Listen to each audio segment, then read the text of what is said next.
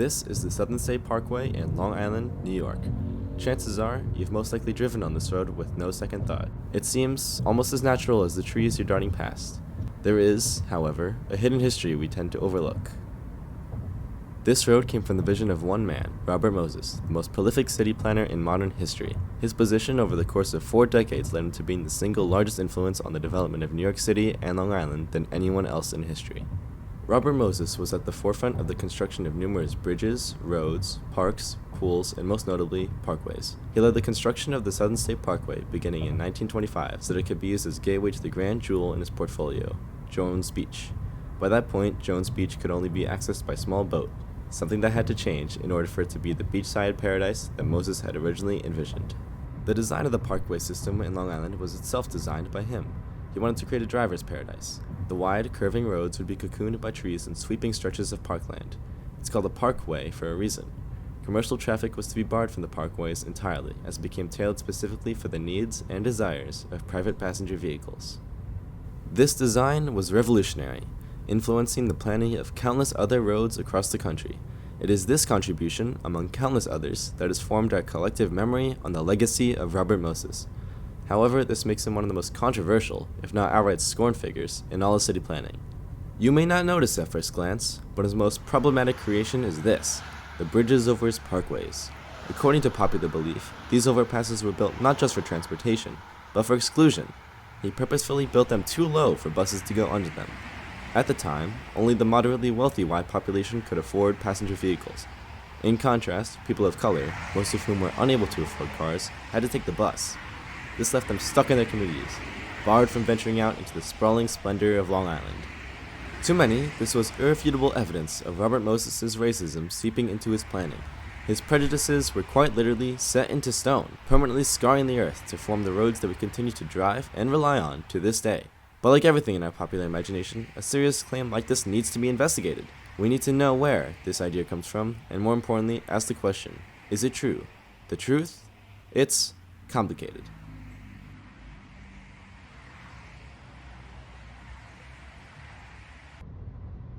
The first instances of this claim can be found in Robert Caro's seminal work, The Power Broker.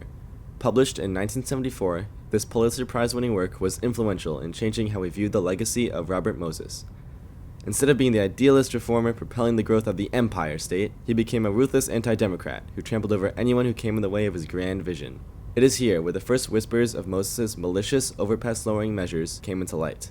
Robert Caro reports that he began to limit access by buses. He instructed Shapiro to build the bridges across the parkways low, too low for buses to pass. Bus trips, therefore, had to be made on local roads, making the trips discouragingly long and arduous. Caro cites the source of this claim from one person, Sidney M. Shapiro. A close advisor to Robert Moses, he served as chief engineer and manager of Long Island State Park Commission. He is the only source exploring Moses' intentions. Nevertheless, as the Power Broker exploded in popularity, this brief anecdote spread like wildfire.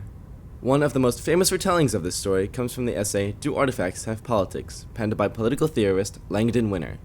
He argues that the technology and architecture around us can hold political significance in how they embody and shape social relations. This happens both due to deliberate design and in response to the needs of the time.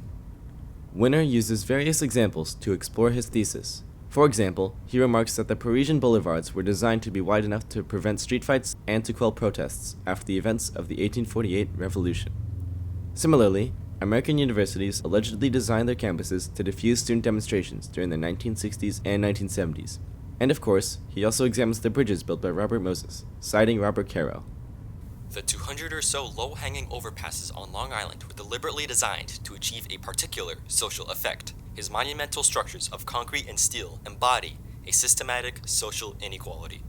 There was, however, skepticism about these claims. German sociologist Benwood Jorges, in his aptly titled response, Do Politics Have Artifacts?, instead asserts that Moses may not have built the small bridges with discriminatory intent. He continues, stating that the Power Broker hardly satisfies standard historiographical criteria, and that there exist no other sources for Moses' intention to keep poor and black people away from Jones Beach.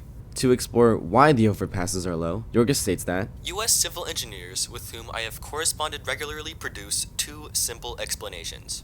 that commercial traffic was excluded from the parkways anyway, and that the generally good transport situation of Long Island forbade the very considerable cost of raising the bridges. In other words, Caro and Winter don't know what they are talking about. He isn't the only one who disputes Robert Caro's story about the bridges. Urban historian Kenneth T. Jackson, co-author of Robert Moses and the Modern City, The Transformation of New York, remarked that Caro is wrong. Arnold Vollmer, the landscape architect who was in charge of design for the bridges, said the height was due to cost. However, the bridges that Moses had built were substantially lower than other bridges of this time. Professor and historian of urban planning Thomas Campanella compared the heights of bridges on the Southern State Parkway to nearby parkways, also built in the 1920s.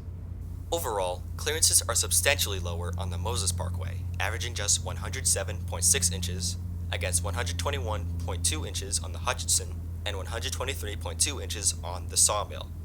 It appears that Sid Shapiro was right. Benward Yorgis agrees with Campanella that the bridges are unusually low, and that their heights actually vary across the parkway. Nevertheless, he finds a different explanation, recognizing that Moses took great care that each and every bridge was individually fitted into its natural context. Standardized unicity, as it were, was part of an artfully laid out nature. instead of making the bridges abnormally high, making the man-made structures stand out, Yorgis argues that Moses built them at a lower height to better blend into their natural environment. Coupled with the argument that the bridges' heights were designed with cost considerations in mind, the claim that Robert Moses built them to discriminate becomes less plausible. It's more about budget than bigotry. Built in 1933, the Northern State Parkway has the same sprawling parkland and the same low overpasses as its southern twin. Although it resembles a similar shape in its route, albeit with a less winding path, one feature stands out. Driving eastward, approaching exit 29, you'd be mistaken to think that the road would continue straight east. However, passing the exit ramp quickly leads you into a sweeping right turn, pointing you south. Only after passing exit 31 does the road finally turn back eastward. Looking down on a map, the parkway has a strange, almost perfect, set of 90-degree corners, jutting it away from Westbury. This design choice is no accident. When the route was originally proposed, it was slated to pass through the town of Old Westbury on its way east. However, this route just so happened to pass through the estates of Long Island's wealthiest elites. The landowners of Old Westbury, known as Wheatley Hills at the time, became a roadblock to this plan. They aggravated Moses so much that he referred to them as the most snobbish and reactionary community in the United States. Their opposition was so persistent and their pockets so deep that the state succumbed to their demands. Instead of running through Old Westbury, it now sharply curves southward, around the mansions and private golf courses, before continuing its journey eastward, leaving their property values unscathed. But not every community had the political capital to withstand Moses' ambitions. For the unfortunate of New York City, they faced the constant threat of being buried and bulldozed, their districts demolished, and their people displaced. Forcing his highways through many neighborhoods, Robert Moses expressed not an ounce of sympathy. For the Cross Bronx Expressway, he had chosen a route that cut through hundreds of different buildings and apartment houses, all for the sake of a single road. He famously declared that highways must go right through cities and not around them. Additionally, as the chairman of the New York City Slum Clearance Committee, his merciless actions towards poor and minority communities were all in the name of slum clearance. We cannot let minorities dictate that this century-old chore will be put off another generation. As we look back on Robert Moses' countless contributions to New York City and to Long Island, it's easy to view these projects as malicious expressions of a deep-seated racism, a too common tendency to construct dubiously low-hanging overpasses, and an inclination to indiscriminately raise communities for urban development does indeed strike as intentionally hostile to minority groups at first glance. But, in the eyes of historians, proving such a link is more difficult and tenuous than we realize. It's almost impossible to truly know whether or not his actions were guided by an underlying racism. The truth is that malicious intent is not even necessary in order to build a project that carries with it discriminatory outcomes. In the eyes of Robert Moses, these were all merely sacrifices to be made in the service of a motorist modernity. We still live with the consequences to this day.